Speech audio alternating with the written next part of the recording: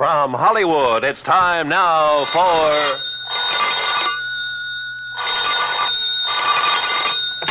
Johnny Dollar. Here's your number in Kingman, Mr. Dollar. Oh, thank you, operator. One moment. Jake Kessler. Johnny Dollar, Jake. So you found out I was right. You've left our fair state of Arizona and gone back to Hartford. Wrong. Huh? You mean you're still at Lake Mojave Resort? I sure am. Then I'm still betting that you haven't found anything to indicate Elmer Hobbs' death wasn't accidental drowning. Jake. So your expenses will have to come right out of your own pocket instead of the company. Listen. As for that crow you talked about eating, how do you want it cooked? Listen, will you? What? Have you mailed in the insurance claim yet? Oh, I was just about to run it over to the post office when your call came in. Tear it up. What? Because, Jake, Elmer Hobbs was murdered.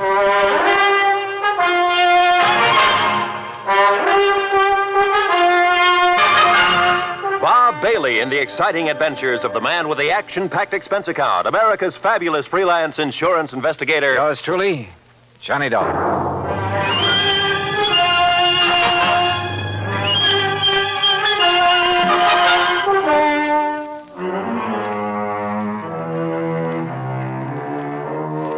Expense account submitted by Special Investigator Johnny Dollar to the Greater Southwest Insurance and Liability Company, Kingman, Arizona office. Following is an account of expenses incurred during my further investigation of the Mojave Red matter.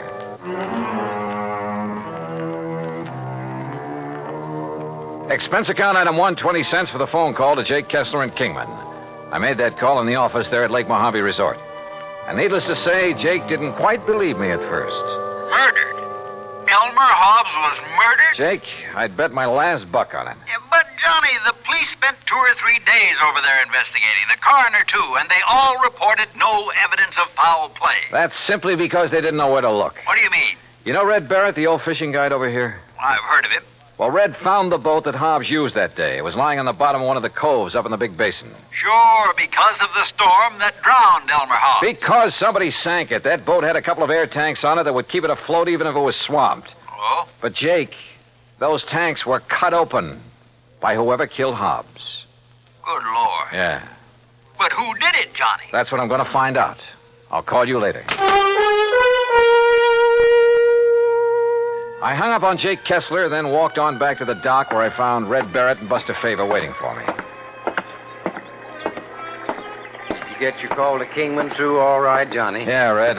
Jake Kessler's holding up the claim on Elmer Hobbs' insurance. Good. That's good. Did you, tell Buster what we found up the lake? Yes, sir. Yeah, Johnny, he did.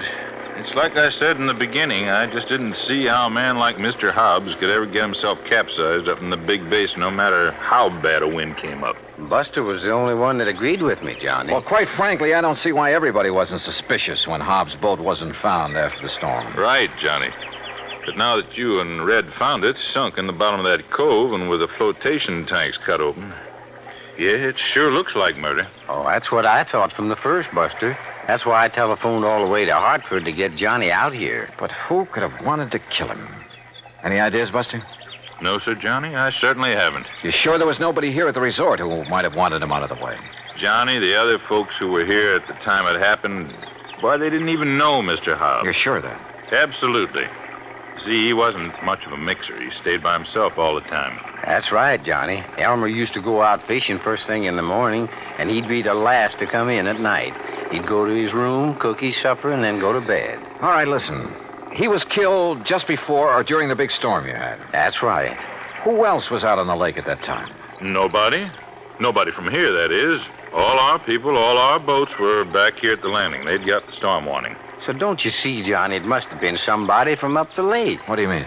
From one of the other landings. What other landings? Cottonwood, Emery's, any one of them. Yes, sir. Somebody sank his boat and tried to sink his body with it. But we found his body washed up on the Nevada shore. You found it, Red. Yes, I did. My best friend. I dove down to that boat, Buster. And I found not only the bashed-in flotation tanks, but where the anchor line had apparently been lashed around the body to hold it there. And you remember, Buster, the rope marks we found on Elmer's body?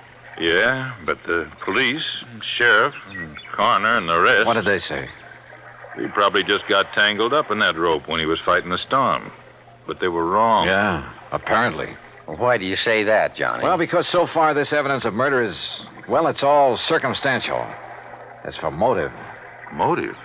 Well, I hadn't thought of that. Red, Well, the main thing is that cutting open the flotation tanks was done with some kind of an axe. I was asking about motive. And I know that Elmer didn't have any axe on that boat. Did you find the axe, Johnny? No. Now, Red. I'll tell you what he had in his boat, beside his clothes, I mean. Well, let's cover this motive thing. He had the anchor, of course. That went with the boat. Red. He had a nice new Silaflex rod with a Mitchell 300 on it. Yeah, but now look. He had a long-handled net that he'd picked up somewhere in L.A., and an old beat-up McKinney tackle box full of plugs and spoons and a fish stringer. And that was all, Johnny. No axe. That was all he had. Red, that bush you're beating around is getting pretty big. Well, Johnny, I don't know what you mean. Well, I asked you about possible motive, and so far all you've done is evade the question. Now, why should I do that? Well, that's what I want to find out. Well, now, Johnny... Do you know of anyone who might have wanted Mr. Hobbs dead? You say you knew him pretty well. And I did, yes, sir. Well? No, sir. No, sir, I certainly don't. You're sure? Why, Elmer... Well, nobody could want to kill a fine man like him, Johnny. He was one of my best friends. Yeah. At least while ever he was here, I mean. I never knew anything about him in L.A., I mean. He was in business back there, I understand. That's right, with a man he called Stu Manley. Wait a minute. What is it, Johnny? I'm going back to the office and call Jake Kessler again. Yes, sir. Elmer was my best friend. Come on. Come on up to the office with me, Buster. Well, you can use the phone here on the dock, Johnny. No. Come on. Red, we'll see you later. I'll be here, sir. You look like you just got hit with an idea, Johnny. Yeah, and I'm afraid it isn't a very pretty one. Oh? Morning, What is it, Buster. Johnny? Any of the early fishermen come in yet? Oh, yes, sir, Mr. Carson, and they picked up some nice bass up above the power line crossing. Good. I was thinking of going up that way myself. Yeah, well, good luck. Now, what were you going to say, Johnny? Were Red and Mr. Hobbs such really good friends? Well, they were always together when he came here. Of course, they were always fighting like cats and dogs over some silly thing or other, but didn't mean it. Oh, now, wait a minute, Johnny. Was Red alone when he found Hobbs' body? Yeah, he was, and he brought it back here. But now, look. There weren't any other boats up the lake?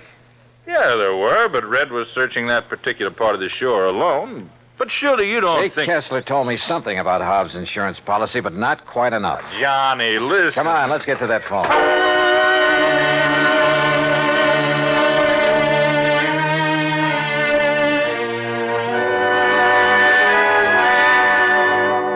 Well, then, Johnny, don't you think you ought to call in the police? No. If you're right, that is. No, let me handle this alone for the moment. Now listen, Jake. Yeah? Didn't you tell me that the insurance claim was filed by one of Hobbs' beneficiaries, plural? That's right, by his business partner in L.A. Who were the others? Just one other. If you'd taken time to listen to Who me. is it? You were so all fired up when I drove you down Who there. is this other beneficiary, Jake? You're still sure Hobbs was murdered, huh? I'll bet on it. So now you're looking for somebody with a motive, huh? The beneficiary, Jake. Like I told you. One of them was his business partner, J. Stuart Manley. And the other? Red. Red. Yeah, Red Barrett. Act 2 of yours truly, Johnny Dollar, in a moment. Our flag now numbers 50 stars, and behind each star there stands yet another flag representing one of the 50 states. Illinois' state flag uses many of the symbols of our nation's great seal. The eagle, the symbol of our national strength, rests on a shield representing the states, indicating that the states and the nation are bound together, for in unity there is strength. The arrows in the eagle's talon indicate military preparedness, and in his beak is a scroll which reads, State Sovereignty, National Union, a reminder of the greatness of the state of Illinois and its pride in being a member of the United States of America.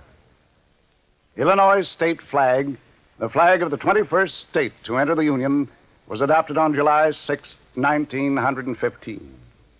And now, Act 2 of yours truly, Johnny Dollar, and the Mojave Red sequel.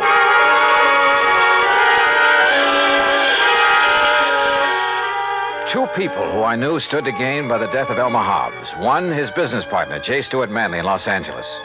The other, Red Barrett, fishing guide at Lake Mojave Resort, who said he'd found his body, who professed to have been his best friend. I wondered, I said as much to Buster Favors, who sat there in the office of the resort.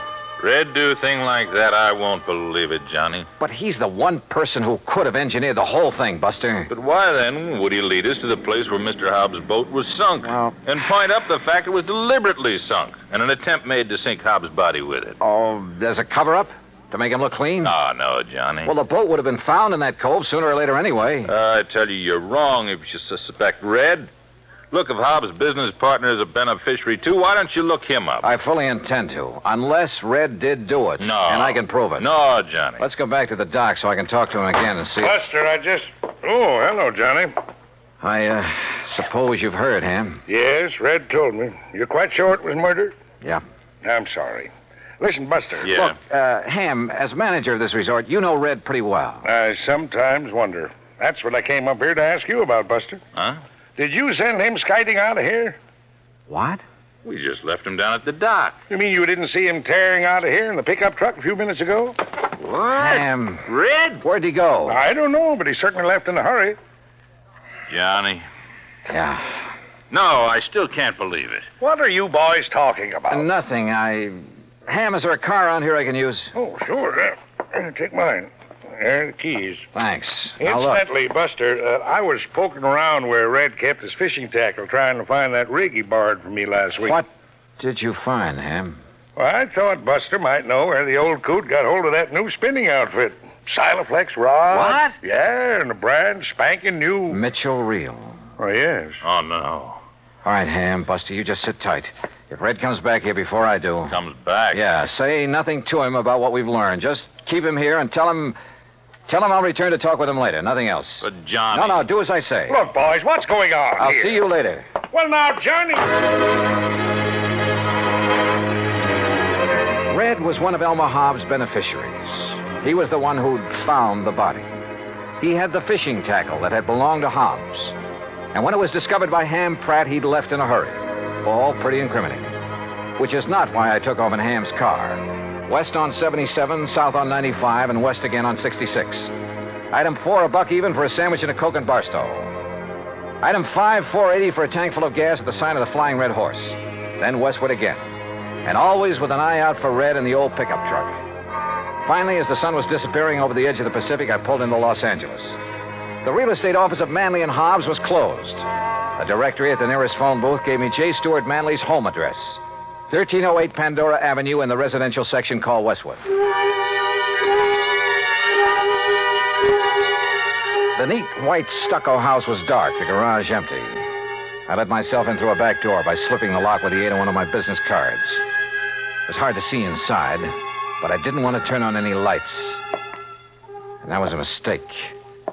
Because as I quietly rounded a corner and started toward the den, I guessed wrong.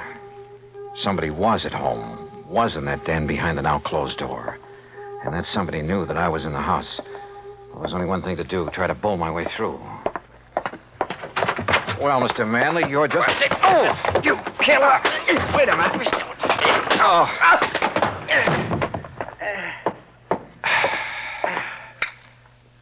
Red. Johnny Dollar. Well, it kind of looks like I made a mistake, doesn't it? Yeah, Red. The biggest mistake of your life.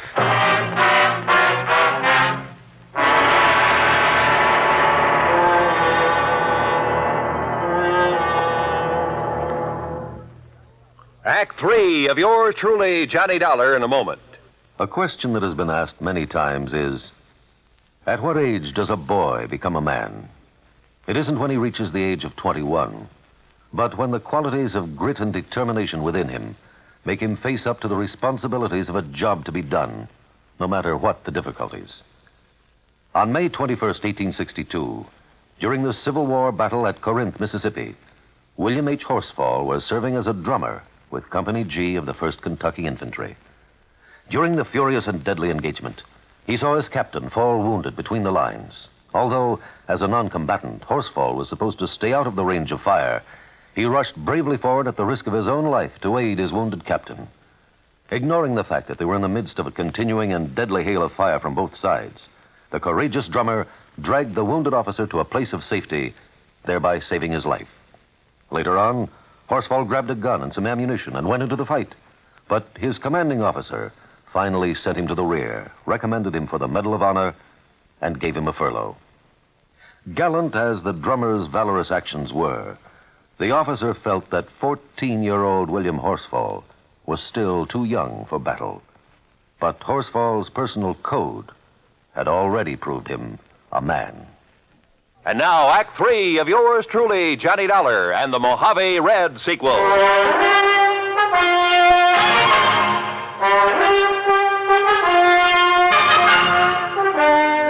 You know what common sense tells me, Red? What, Johnny? That you and J. Stuart Manley were in cahoots in the murder of Elmer Hobbs. Oh, no, sir. You can't believe that. You told us that Hobbs had a Silaflex rod, a Mitchell reel in his boat. Yes, sir, he did. Just like the We rig. found him, Red, among your things back at the lake. Oh, you found mine, Johnny, that Elmer gave me to match his. Look.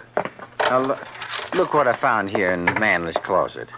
This was Elmer's rod and reel, Johnny. What? All strung up with a wobble right spoon on it, just the way he fished with it. And he could cast so accurate. You're sure this was his? Well, here's his initials right on the butt, and scratched on the reel, too. E.H. Yes, if you'd have looked, you would have found my initials on the rod there at the lake. But look here. Look what I found in the corner of this closet, all wrapped up, like to hide it. The axe. And I'm no detective, Johnny, but just look at these marks, like it was used to hack at some kind of thin metal. The flotation tanks on that boat. Maybe you are a detective, Red, and a good one. But why did you come tearing in here to L.A.? In the hopes, Johnny, I'd find these things. I thought from the first that Manley might be the one. Elmer never did really trust him. He told me that many a time. But you didn't accuse him when I talked to you at the lake. I wanted some proof. Manley'd not only get a hunk of Hobbs' insurance, but a share of the business. That's right, sir. Oh, well, I pulled a little trick on him, too. What do you mean? Well, I stopped along the way and I phoned him to make sure that he wouldn't be here for a while. Well, what did you tell him? I disguised my voice, Johnny, real good. That voice of yours? I told him that this was a friend, I said. That I thought he ought to know that you were working on the case. Oh. That if he'd left any evidence at Lake Mojave, he'd better get there and steer you away from it. Red. And that's the way I got him away from here so I could find this stuff. But if he's gone to Lake Mojave... Oh, I knew you could take care of him. And if I did find these things like I did, I was going to phone you there to be ready for him. Well, then why did you attack me when I came in here?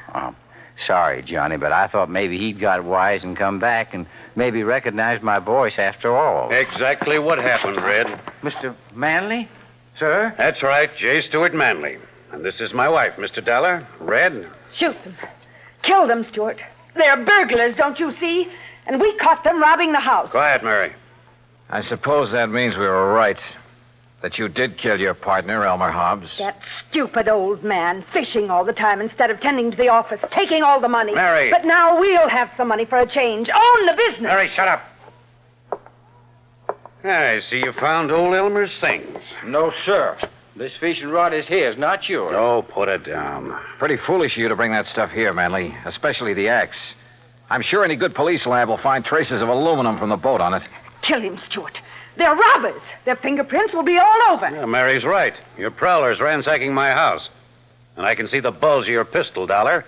So any court in the land will uphold my right to kill you in self-defense. And Dollar, you go first. Listen, you think you can shoot as straight as I can cast a fishing plug? Huh? Like this? Oh, no.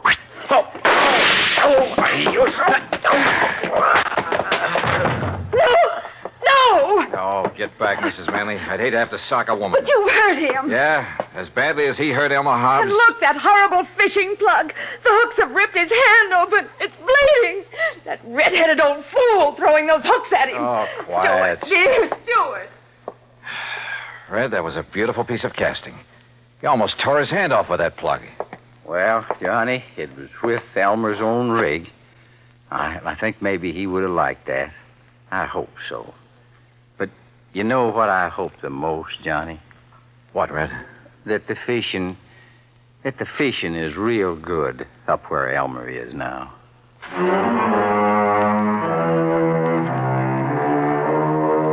Manley and his wife Yeah, Red had figured right. The morning of the day that Hobbs was killed, they'd rented a boat out of Cottonwood Landing, a few miles up the lake, then ambushed him there in the big basin. Bob Cole at Cottonwood had noticed the new rod and reel when they'd come back off the lake, just before the big storm. Had noticed the axe, too, when he'd wondered about it. Now he knows. So, from here on in, it's up to the sheriff's office and the courts.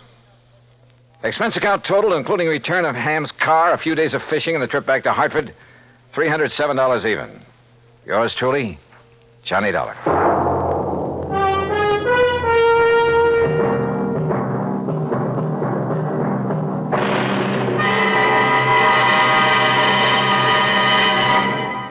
Our star will return in just a moment.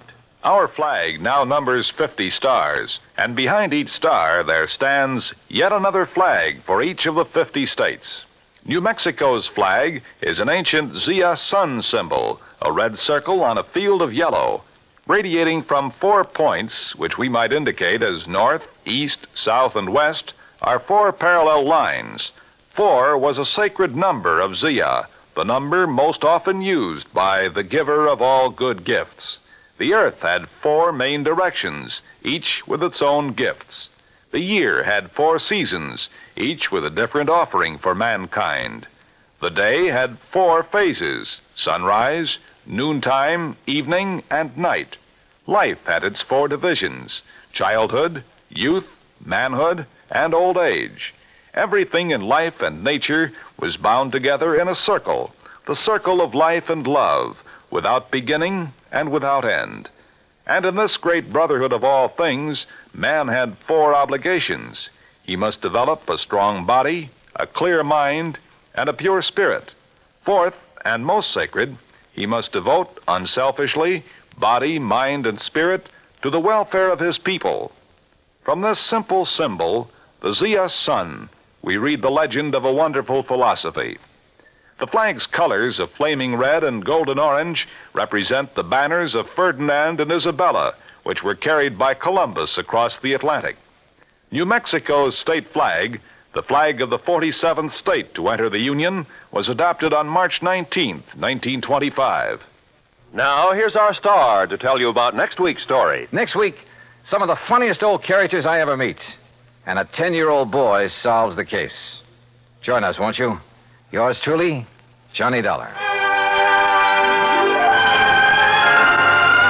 Yours truly, Johnny Dollar, starring Bob Bailey, originates in Hollywood and is produced and directed by Jack Johnstone, who also wrote today's story. Heard in our cast were Virginia Gregg, Harley Bear, Forrest Lewis, Barney Phillips, Alan Reed, and Russell Thorson. Be sure to join us next week, same time and station, for another exciting story of yours truly, Johnny Dollar. This is Roy Rowan speaking.